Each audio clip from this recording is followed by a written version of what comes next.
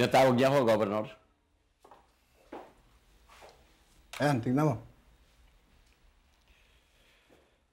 Yan sana ang ilalabas sa periodiko bukas kung hindi ko naharang. Binalaan na kita. Marami tayong kaaway. Gagawin nilang lahat para sirain ka. Tingnan mo, tingnan mo nga. Tingnan mo nga. Papaano ka rirespetuhin ng mga tao bilang gobernador? Kung pati sarili mong anak ay hindi mo makontrol. Akala ko ba pinalis mo na yan? Ay, Eusebio. Nilalagay mo sa peligro ang kandidatura mo. At para saan? Mag-isip-isip ka nga, Eusebio. Talaga bang handa kang ibigay ang lahat para dyan sa binabay mong anak? Marami ka pang magagawa para sa bayan. Pero dyan sa anak mo, wala na!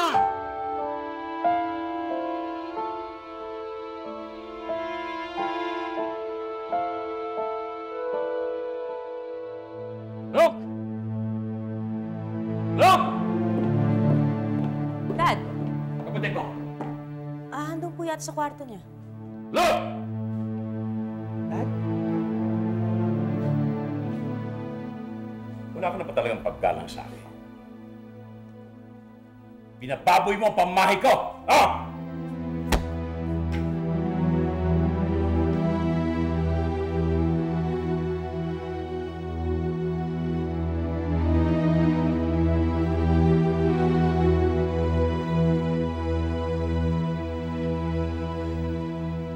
Dad, hindi mo naiintindihan. Talagang wala akong naiintindihan. Kung saan kita pinahanap, kung kani-kanino kita yung pinagtanong. Pero nang tumawag ka at sinabi mong babalik ka na dito, masayang-masaya ako. Pero nang makita kita, nagdugo ang puso ko dahil hindi na ikaw ang anak na inaasahan kong babalik dito. Pero tinanggap pa rin kita. Tinanggap kita kahit ganyan ka. Alam ko. At kung ako masusunod, mas pipiliin ko na hindi nyo na lang pagdaanan to. Kaya nga ako umalis noon eh. Akala ko mas hindi kayo masasaktan kung mawawala na lang ako. Ayaw mo kaming masaktan? Ang mami mo, tuwing nagwawala, pangalan mo isinisigaw. Yang kapatid mo, nawala ng oras para sa asawa niya hanggang sa ipinagpalit siya sa iba. Ako, walang araw na lumipas na hindi ako nag-aalala kung napano ka na. Pagkatapos ngayon sasabihin mo, huwag kaming masaktan. Dad, patawarin mo kung nagkamali ako. Lumayas ka.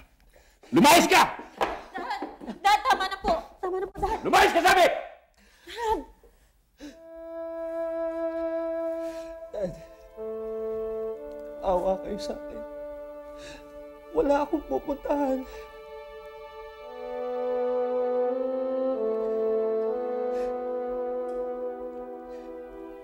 May sakit ako.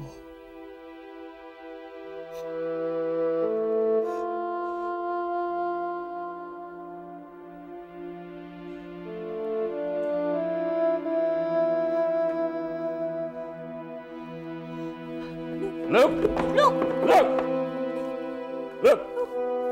Look!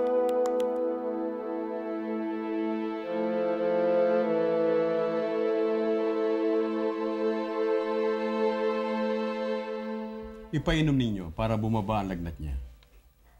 Pero kailangang dalhin niyo pa rin siya sa hospital. Doon maalagaan ko siyang mabuti.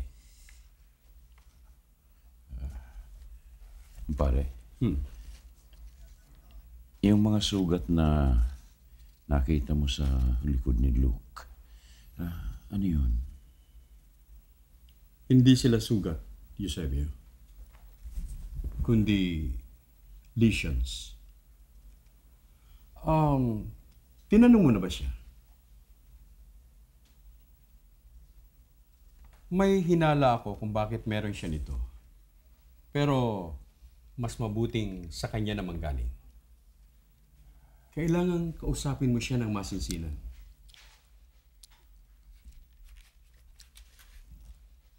Maraming salamat, kumpare. Tito Arman, kung maaari po sana eh. Sana wala na lang makaalam tungkol muna rito. Ha? Maasahan ninyo. O paano? Puuna na ako. Salamat po.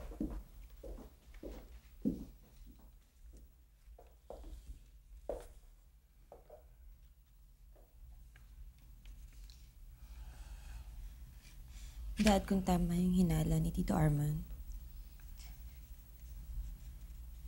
mas maigi na siguro kung sa Maynila natin patignan si Luke.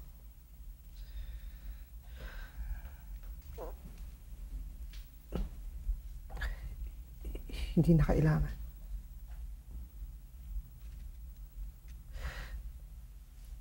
Wala nang magagawa ang mga doktor sa akin.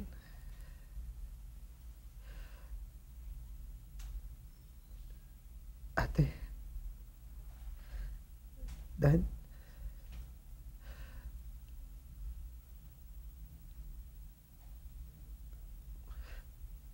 May AIDS ako.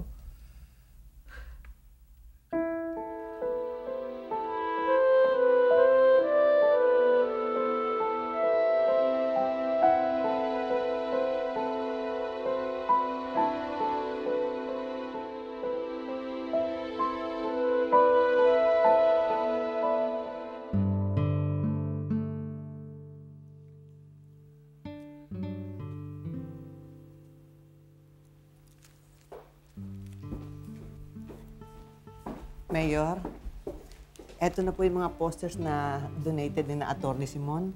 Ayun na lang po siya, Naya.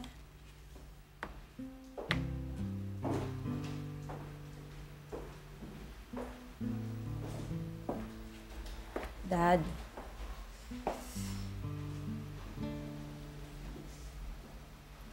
Dad, meron po akong alam na hospice sa Tagaytay. Mga madre po nagpapatakbo. Mahaalagaan nila si Nick doon.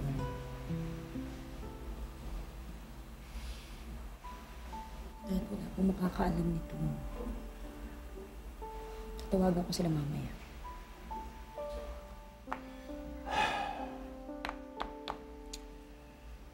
Papahinga muna ako.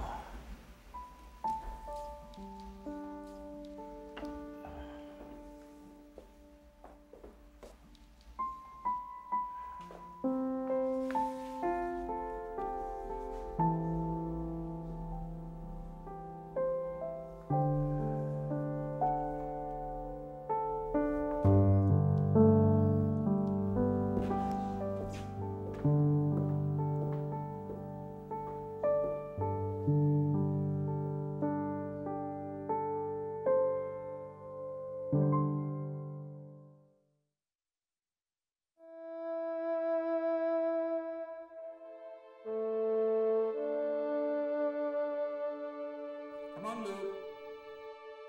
Luke, wave to Daddy. Daddy. Come on, Luke. Wave to Daddy. Wave. Daddy. Come on, Luke. Daddy.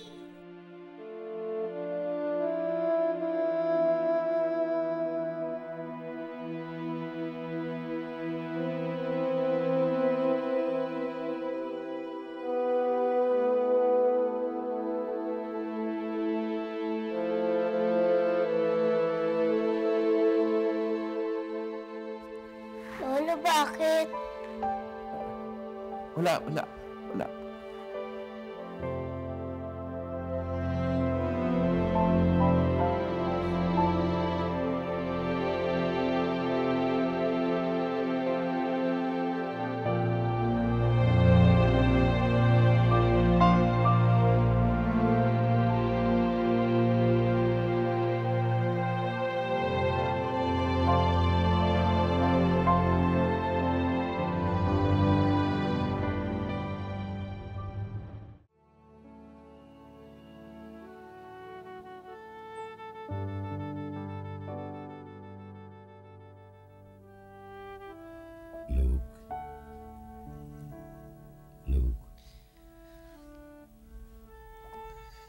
Hindi mo raw ginalaw ang pagkain mo kanina. Wala pa akong gana, Dad. Lalo ka manghihina niyan. Pilitin mo kumain. O ito, mainit na sabaw.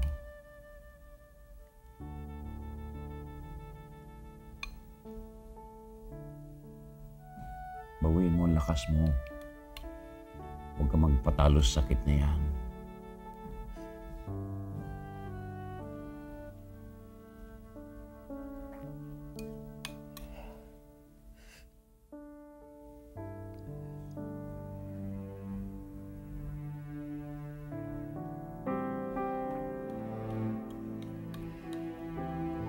Dad?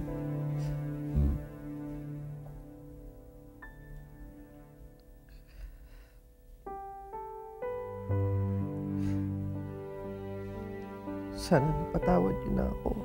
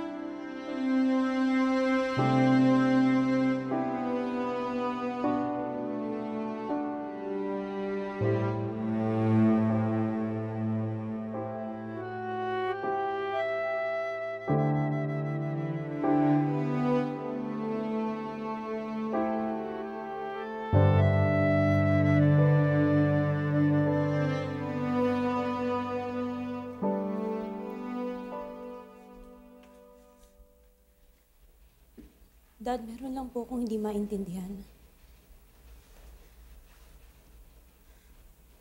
Dad, lahat po ng pagkukulang ni Luke pinunan ko. Maski nung meron na akong sarili kong pamilya, kayo pa rin ang inaasikaso ko. Samantalang si Luke, hinakawang kayo, tinalikuran at hanggang ngayon binibigyan pa rin kayo ng kahihiyan. Pero, bakit pakiramdam ko po mas matimbang pa rin ho siya sa inyo?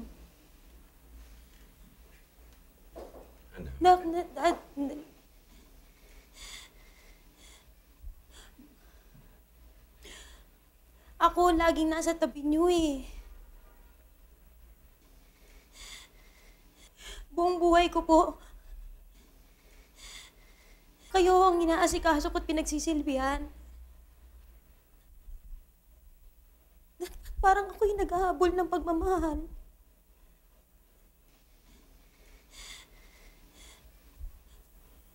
Siguro nga.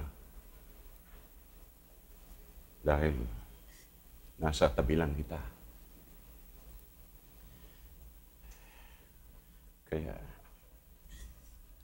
nabaliwala ko ang mga sakripisyo mo. Pero ito ang alam ko, Connie. Kung ikaw ang umalis, hahanapin din kita. Katulad ng paghahanap ko kay Luke. At kung ikaw nasa kalagayan niya ngayon, ikaw ang pagsisilbihan ko.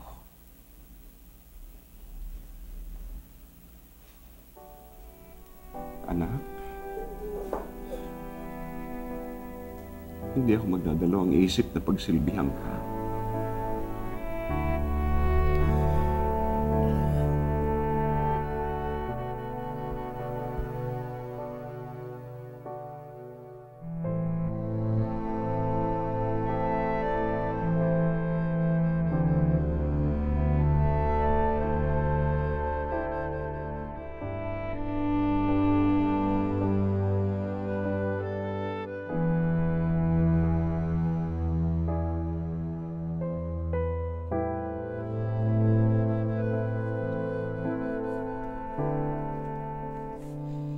ginagawa mo rito?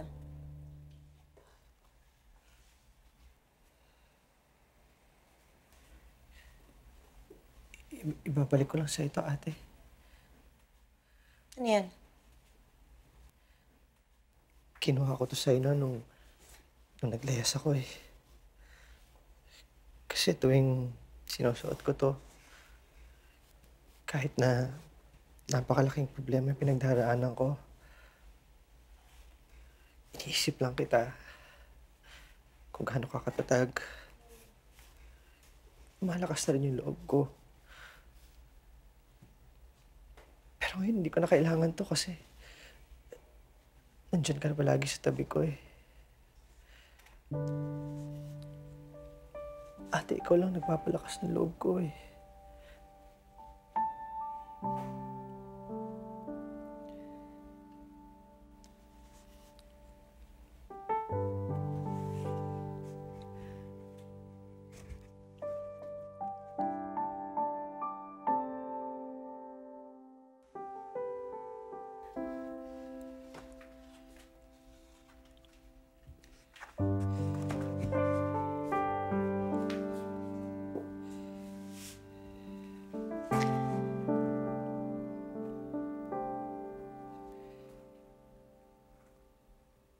Nahihiya ako sa sarili ko.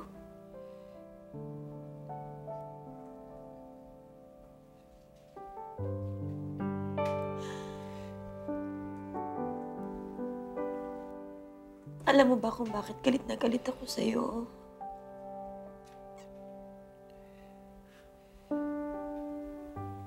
Hindi dahil iniwan mo kami, Luke.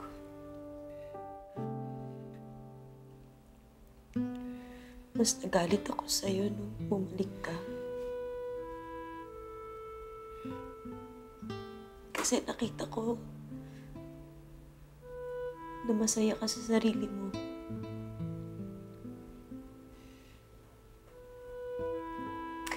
Nakita ko na lumabang ka. At yun isang bagay na hindi ko nagawa.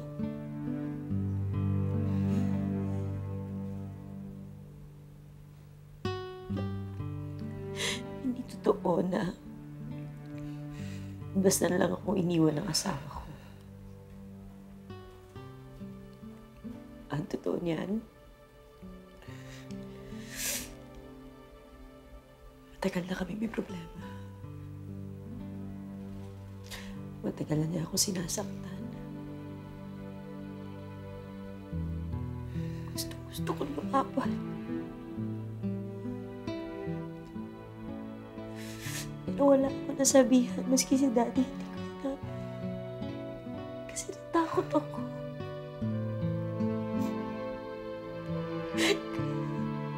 Inggit na inggit ako sa'yo. Na nakita ko na lumabang ka. Inggit na inggit ako.